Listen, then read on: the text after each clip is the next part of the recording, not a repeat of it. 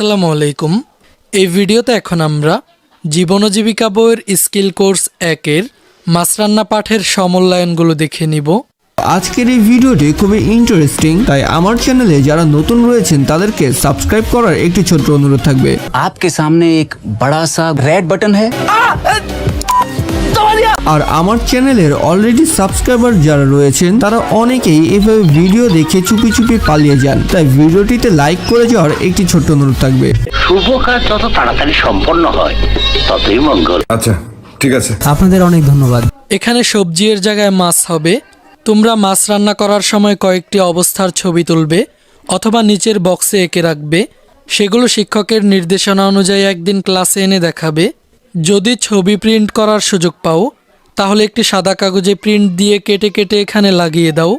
তো তোমাদেরকে মাছ রান্নার সময় কয়েকটি অবস্থার ছবি তুলতে হবে অথবা ছবি এঁকে এই বক্সে লাগিয়ে দিতে হবে। যেসব অবস্থার ছবিগুলো আমাদেরকে এখানে লাগাতে হবে: মাছ, আলু ও টমেটো কাটা, মাছ ভাজা, মশলা কষানো, আলু ও টমেটো সিদ্ধ করা, মাছ বিছিয়ে দেওয়া, মাছের তরকারি। তো আমি তোমাদেরকে মাছ রান্নার সময় কিছু নমুনা ছবি দেখিয়ে দিচ্ছি।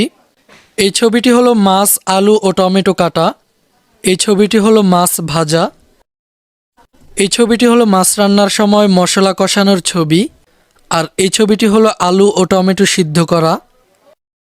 আর এই ছবিটি হলো মাছ বিছিয়ে দেওয়ার ছবি। আর সবশেষ এই ছবিটি হলো রান্নার পর মাছের তরকারি।